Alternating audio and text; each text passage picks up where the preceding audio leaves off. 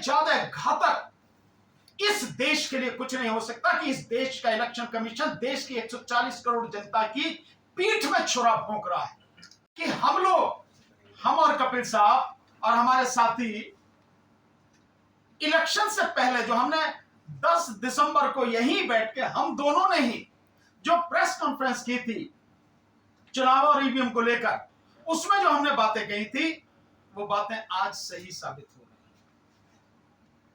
और हमारी बात को सही साबित करने के लिए एक व्यक्ति नहीं, केवल तीन संस्थाएं और उसके अलावा अलग व्यक्तिगत व्यक्ति भी हमारी बात को सही साबित कर रहे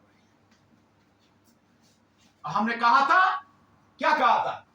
इस देश में चुनाव फ्री, फेयर एंड ट्रांसपेरेंट नहीं है।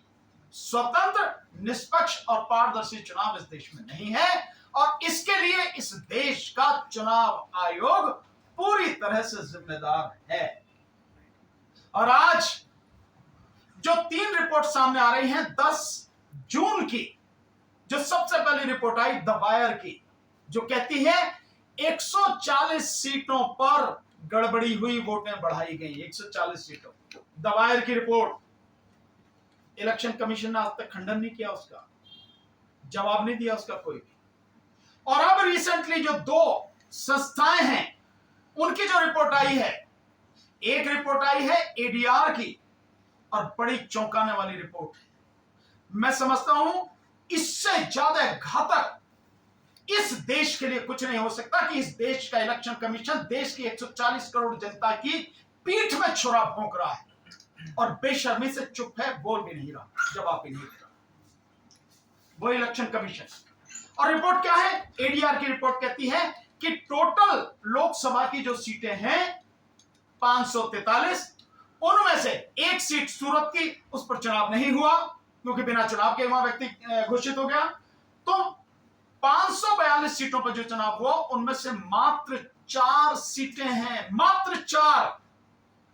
जिन 4 सीटों पर जितनी वोटें पड़ी उतनी ही वोटें निकली, ना एक कम ना एक ज्यादा।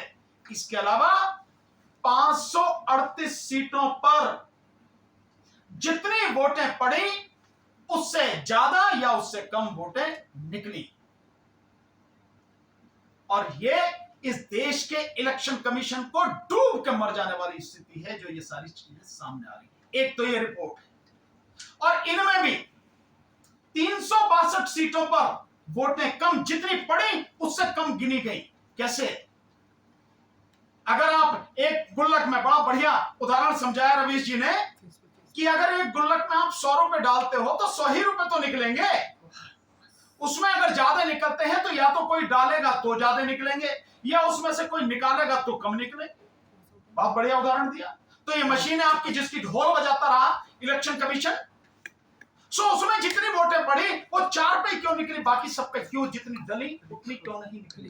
तो 538 सीटों पर जितनी वोटें डाली गई उनसे कम निकली, 362 पर कम निकली और 176 सीटों पर जितनी वोटें डाली गई उससे ज्यादा निकली।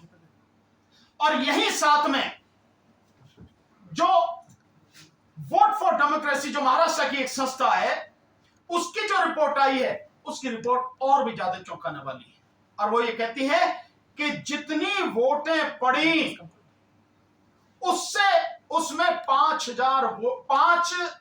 करोड़ वोटों की 5 करोड़ वोटें ज्यादा निकली। 5 करोड़ ज्यादा वोटें, 5 करोड़ वोटों की गड़बड़ी है। और उसका कहना है कि इन 5 करोड़ वोटों से 79 सीटों पर बीजेपी को फायदा हुआ, 79 सीटों पर। और कितनी बड़ी है ये? 3% से लेके 12.5% तक वोटें बढ़ी। 12.5%। कैसे संभव है? जिस दिन वोट पोल होता है उस दिन रात को लगभग 9 बजे तक सारे आंकड़े आ जाते हैं और उसके बाद, आज तो कंप्यूटर का जमाना है, सारे के सारा मशीनों का जमाना है, आप तो टेक्नोलॉजी पे बात करो, आपको पहले की तरह होता है नहीं कि वो गिनी जाएंगी वोटें। उसके बावजूद भी जब बैलेट पेपर से होता था तब भी ये आंकड़े आ जाते थे आपके पास जो आंकड़े आए आपने उस दिन दिए, उसके बाद जो वोटें गिन के आ रही हैं, जो सारी चीजें, उसमें 5 करोड़ के लगभग वोटों की बेईमानी। मैं इसे बेईमानी कहूंगा, कोई तो डर रहा होगा, पर मैं तो बेईमानी कहूंगा। उड़ीसा में 12.48% वोटें बढ़ी। तेलंगाना में, सॉरी आंध्र प्रदेश, हाँ आंध्र प्रदेश में लगभग 12.54% वोटें बढ़ी। कहां से बढ़ गई है वोटें भाई? 9% असम में, 7.5% के लगभग वहां पे महाराष्ट्र में, 8% पश्चिम बंगाल में, इतनी वोटें बढ़ी हैं। और इसका असर क्या पड़ा है ये मैं आंकड़ा आपके सामने रखूंगा। इसकी वजह से ये जो वोट बढ़ी हैं, इसकी वजह से कितना फायदा हुआ बीजेपी को? बीजेपी को फायदा हुआ, उड़ीसा में 18 सीटों का बीजेपी को फायदा हुआ 12.5% वोट बढ़ने से। जो महाराष्ट्र है उसमें 11 सीटों का फायदा हुआ। जो वेस्ट बंगाल है, पश्चिम बंगाल, उसमें 10 सीटों का फायदा हुआ। आंध्र प्रदेश में उससे 7 सीटों का फायदा हुआ आंध्र प्रदेश में। कर्नाटका में 6 सीटों का फायदा हुआ। छत्तीसगढ़, राजस्थान में 5-5 सीटों का फायदा हुआ। बिहार, तेलंगाना, हरियाणा और मध्य प्रदेश में 3-3 सीटों का फायदा हुआ। असम में 2 सीटों का फायदा हुआ। और इसके साथ साथ केरल में और आपके अरुणाचल प्रदेश में और गुजरात में 1-1 सीट का फायदा हुआ। तो अगर ये 79 सीट जिनका फायदा हुआ, ये 79 सीट जिनमें से जो रिपोर्ट कहती है कि 76 सीटें बीजेपी हार सकती थी, ये सीटें अगर कम हो जाती तो इसका मतलब यह है कि 240 पे जो खड़ी बीजेपी आज है, वो बीजेपी 160 के आसपास सिमट जानी थी। उसकी इससे ज्यादा सीटें नहीं आनी थी। इन सारी रिपोर्टों को देखने के बाद ये सारी चीजें, और इसमें भी सबसे बड़ा फायदा उसको किस फेज में हुआ है ये भी आपको जानना जरूरी है। ये भी सब लोगों को जानना जरूरी। सबसे बड़ा फायदा, या यूं कहो कि सबसे बड़ी धांधली जो हुई वो हुई सेकंड फेज में। सेकंड फेज में आप कभी सोच नहीं सकते, सेकंड फेज में उत्तर प्रदेश की जो 8 सीटों पर चुनाव हुआ, 8 की 8 बीजेपी जीत गई। जो राजस्थान की 10 सीटों पर, 13 सीटों पर चुनाव हुआ, उनमें से 10 सीटें जीत गई।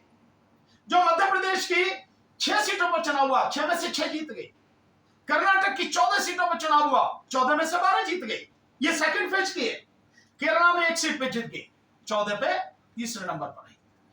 यह है स्थिति, यह है वो बेईमानी जिसका जवाब इस देश का बेशरम इलेक्शन कमीशन दे नहीं रहा। एडीआर ने भी पूछा है लिख के, और वोट फॉर डेमोक्रेसी ने भी पूछा है, और सबने आंकड़े दिए हैं, और इसके अलावा इंडिविजुअल लोग जो हैं उन्होंने भी दिए हैं। मैं धन्यवाद देना चाहता हूं एडीआर को, छोकर साहब को, उनकी पूरी टीम को, और वोट फॉर डेमोक्रेसी उनकी पूरी टीम को, उन तमाम साथियों को, और इसके अलावा द वायर को, और इसके अलावा अलग जो इंडिपेंडेंट लोग, और विशेषकर एडीआर की टीम में जो पूनम अग्रवाल हैं, मैं नाम लेके कोट करना चाहता हूं, पूनम अग्रवाल। मैं उनका विशेष रूप से, देश को उनका आभारी होना चाहिए, देश उनका आभारी है।